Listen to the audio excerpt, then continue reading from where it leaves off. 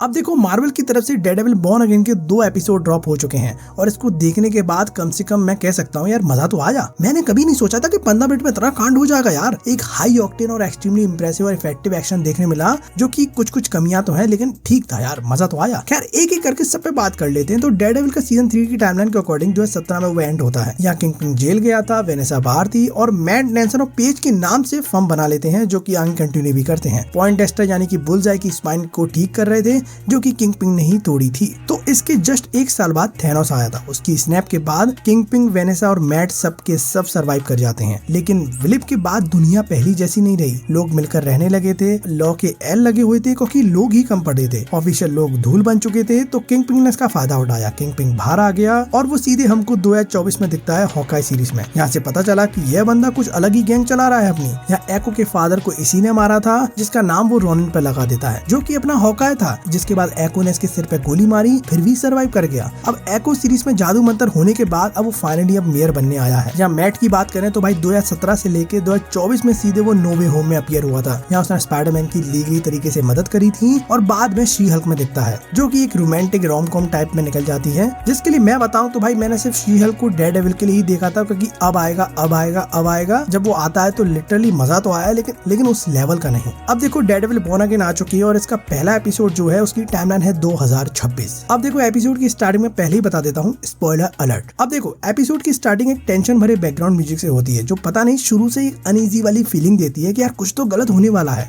लेकिन on the same time तुमको एक नॉस्टैल्जिक फील भी करवाती है। जहाँ तुम्हें बोर्ड पर नेल्सन, मैट, पेज लिखा दिख सकता है, जो कि तीनों के नाम लिखे हैं, जो दिखाता है कि सीजन 3 से कंटिन्यूएशन चल रहा है। अब तीनों बातें करते हैं, पुराने कॉलबैक्स देते हैं, जो कि इतने भी रेलेवेंट नहीं है, ठीक है। जिसके बाद चेरी एक एबे ऑफिसर जिसका रिटायरमेंट वो एंजॉय कर रहे हैं जोजी के बार में। यहाँ पर टी पे तुमको व्हाइट टाइगर भी दिखता है, जो कि एक विजिलेंटी है, जिसकी फुटेज हमको दिखाई जा रही है, जो कि इसके बारे में आगे बात होती है। तभी नेल्सन पे कॉल आता है और वो बाहर जाता है। फिर मैट उसकी बातें सुनता है और उसका हिनेंस हियरिंग कितना एम्पलीफाइड हो चुका है वो दिखाता है। मार्वल ने इसको बहुत ही सिनेमैटिक वे में दिखाया है। एक्सपेक्ट रेशो कम कर देता है, कभी बढ़ा देता है, मतलब वो फोकस करना दिखाता है। यहाँ भाई बहुत ही क्रिएटिव वे था दिखाने का। यहाँ नेल्सन अपने अपार्टमेंट में किसी को तो छुपा रखा था, यहाँ कोई तो उसके पास आ गया था। यहाँ पर मैट सीधे उसके अपार्टमेंट निकल जाता है। अपनी बिली क्लब, जिसको नाइट स्टिक भी कहते हैं, उसकी मदद से वो ग्रैपलिंग हुक लगाकर क्या ही एंट्री लेता है। उस म्यूजिक के साथ कितना नॉस्टैल्जिक फील होता है यार, मजा आ गया।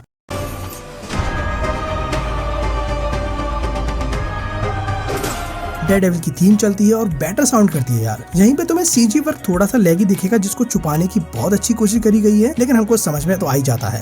हालांकि डेयरडेविल की एंट्री पे जैसे वो लैंड करता है तो कैमरा हल्का सा हिल जाता है, जो कि काफी क्रिएटिव वे था दिखाने का कि कितना इम्पैक्ट डाल रहा है वो। हालांकि ऐसा शौक तुमको रोडी की लैंडिंग पे ही फील होता था। क्या डेयरडेविल में पहले से ज्यादा एजिलिटी आ गई है, कितना फुर्तीला हो गया यार, मतलब एकदम निंजा एक्रोबैट लग रहा है वो तो, जो कि भाई नॉर्मल ह्यूमन बीइंग से तो काफी ज्यादा ऊपर है। फिर हमें उसके बाद एक बंदा दिखता है जो पेपर क्लिप से एक मक्खी को मार देता है। बस इतना ही काफी था दिखाने के लिए, हम समझ चुके हैं वो कौन है। एज अ ऑडियंस तुम सब जानते हो, लेकिन उसके बाद वही होता है जो सोचा नहीं था। पॉइंटडेस्टर एके बुलजाई फॉगी को शूट कर देता है और डेयरडेविल ये भी सुन लेता है। फिर डेयरडेविल और डेक्स्टर की क्या ही फाइट होती है, वन टेक एक्शन होता है। क्या ही ट्रांजिशन थे इसमें यार, जिसमें वो रॉ फाइट देखने मिलती है, जिसमें दोनों एग्जॉस्ट हो चुके हैं, लेकिन हार कोई नहीं मानना है।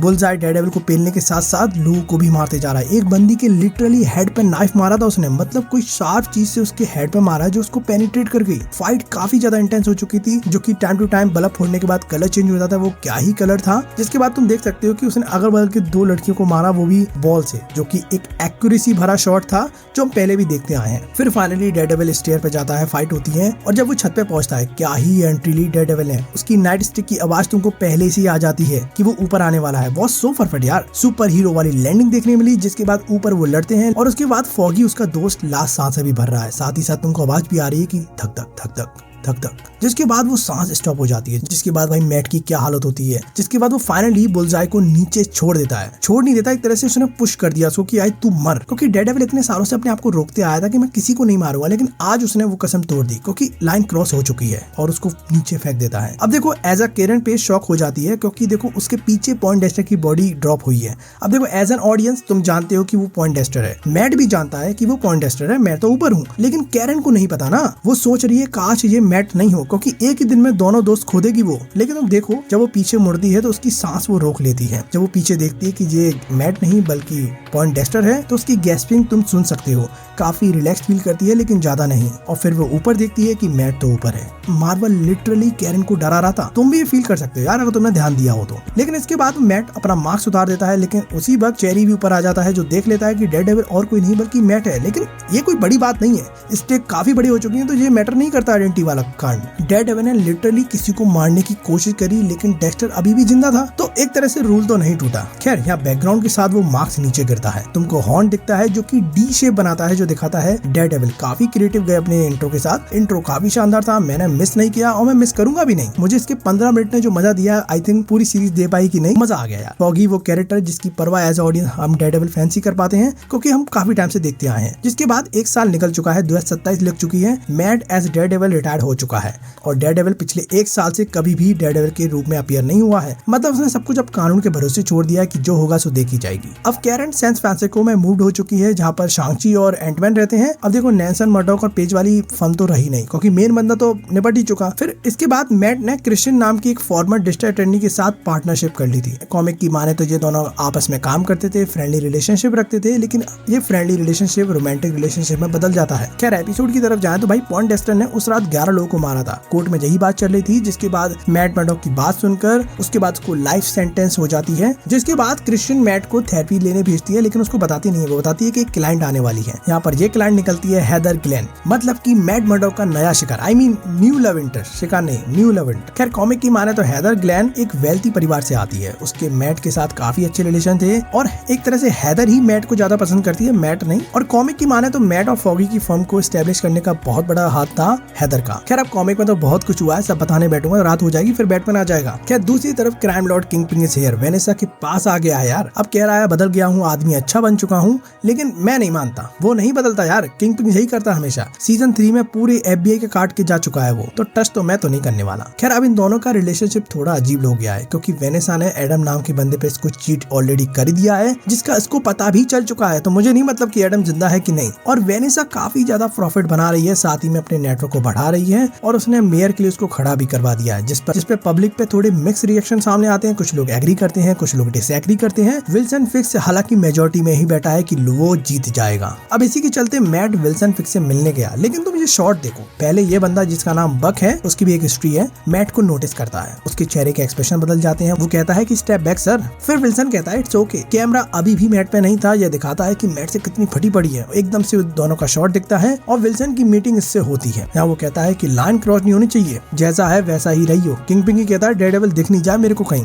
म्यूचुअली धमका कर निकल जाते हैं। अब देखो, रात को मैट हेदर के साथ घूम रहा था। वो सुनता है कि fix won the election, mayor बन चुका है। जिसके बाद डेयरडेविल का एक सिनेमैटिक शॉट देखने मिलता है, जिसमें उसका चेहरा आधा लाल हो चुका है, जो कि लाइट से दिख रहा था, जो दिखाने का तरीका था कि डेयरडेविल आने के टाइम आ चुका है। खैर, जिसके बाद एपिसोड 2 स्टार्ट होता है, जहाँ विल्सन फिक्स टेलीप्रॉम्प्टर पर बोलकर स्पीच देता है और पनिशर और डेयरडेविल और स्पाइडरमैन को प्रॉपर कॉल आउट देता है कि हमें इनकी जरूरत नहीं है, विजिलेंटी लॉ लाऊंगा, सबके एल लगाऊंगा, सबकी बैंड बजाऊंगा। और भाई ईस्टर एग भरे पड़े हैं, क्या ही बताऊं तुमको। वही रॉजर्स वाली चीज दिख रही है, इनक्रेडिबल हल्क वाली ड्रिंक दिख रही है और पिम कंपनी का बोर्ड दिखता है। अब उसके बाद बेन यूरिक की नीस आती है विल्सन फिक्स से मिलने। बेन यूरिक एक जर्नलिस्ट था जिसको फिक्स ने मारा था। अगर तुमने डेयरडेविल सीजन 1 देखा तो तुम जानते हो मैं किसकी बात कर रहा हूँ। हालांकि देखो, बात वो नहीं है, ये बताती है कि भाई NYPD के कमीशन गए लोग और जो फिक्स के क्रिमिनल एक्टिविटी को जानते हैं, वो सारे लोग रिजाइन मारने वाले हैं, जिसपे इवेंचुअली फिक्स के मेयर बनने पे एक प्रोटेस्ट की तरह इसको देखा जाएगा, जो कि इसके कैंपेन के लिए अच्छा नहीं है। फिक्स वही करता है जो हमेशा से करते आया है, लेकिन थोड़ा सा इजी वे में। वो कहता है तुम दूध के धुले नहीं हो। गैलो के नाजायज संबंध को उसको रिवील करता है और एक फोटो से उसको ब्लैकमेल करता है यार। फिर कमिश्नर रिजाइन नहीं देता है और सब कुछ उसके प्लान के अकॉर्डिंग हो जाता है। फिर ये बंदा दिखता है जो कि हेदर के पास उसकी नई बुक पे ऑटोग्राफ लेने आया है, जो मुझे लग रहा है कि म्यूस ही होगा, जो कि इस सीरीज का मेन विलन भी होगा। खैर, हेदर एक थेरेपिस्ट है जिस पर वेनेसा और किंगपिन मिलने आते हैं अपने रिलेशनशिप को बेहतर करने के लिए। एज अ कपल उनमें बहुत सारी बातें होती है, मिसअंडरस्टैंडिंग को क्लियर करते हैं। खैर, इसके बाद हेक्टर आयला, जिसने निक्की टॉरेस नाम के बंदे को सबवे में बचाता है। 2 पुलिस ऑफिसर थे, लेकिन जब वो लड़ रहा था वो नहीं जानता था ये पुलिस ऑफिसर है, लेकिन accidentally one of them train के आगे आ जाता है और वो मर जाता है। खैर, जिसके बाद वो असॉल्टिंग और किलिंग एंड अंडरकवर कॉप के लिए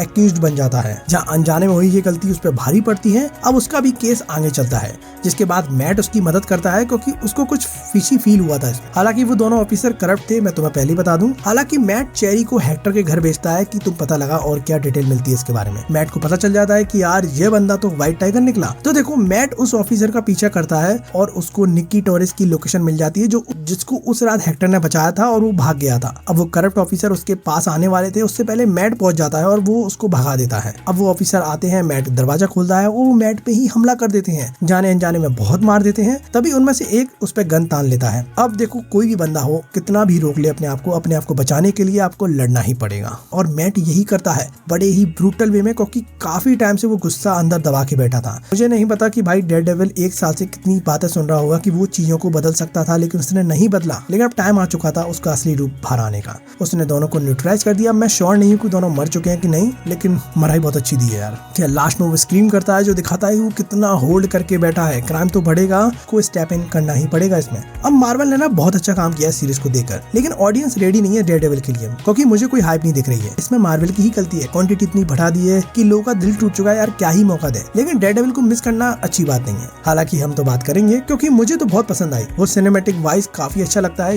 देखो नेटफ्लिक्स और मार्वल में, नेटफ्लिक्स वाली जो डेयरडेविल है उससे तो काफी अच्छा ही कर रहे हैं एक तरह से, क्योंकि देखो नेटफ्लिक्स पे इतना बजट नहीं था, इन पे बजट है, लेकिन इसमें स्टोरी बहुत बड़ा रोल खेलती है कि स्टोरी कैसी होगी। हालांकि मार्वल अपने पंचेस पुल नहीं कर रहा है, वो अच्छा लगा देखकर। फुल ऑन जा रहे हैं भाई। मार्वल पर बजट की कमी नहीं है, तो एक्शन काफी बेहतर हो चुके हैं, साथ ही में इंटेंसिटी बढ़ चुकी है। लेकिन कहीं ना कहीं अभी भी सीजी थोड़ा ऐसा लगता है कि वो छुपा लेते हैं अपने क्रिएटिव वे में। खैर इसी के साथ ये भी पता नहीं चलता है कि पॉइंटडेस्टर ने आखिरकार फॉगी को मारा तो मारा क्यों, इतने साल बाद रिवेंज क्यों लिया। हालांकि वो साइकोपैथ है, समझ में आता है, लेकिन कोई रीजन समझ नहीं आता है। वो उसका एक्सप्लेनेशन सीरीज देती भी नहीं है। हालांकि 2 ही एपिसोड से क्या ही समझ लोगे यार, अभी इसको टाइम देना पड़ेगा। और बाकी तुमको एपिसोड कैसा लगा मुझे कमेंट में जरूर बता देना।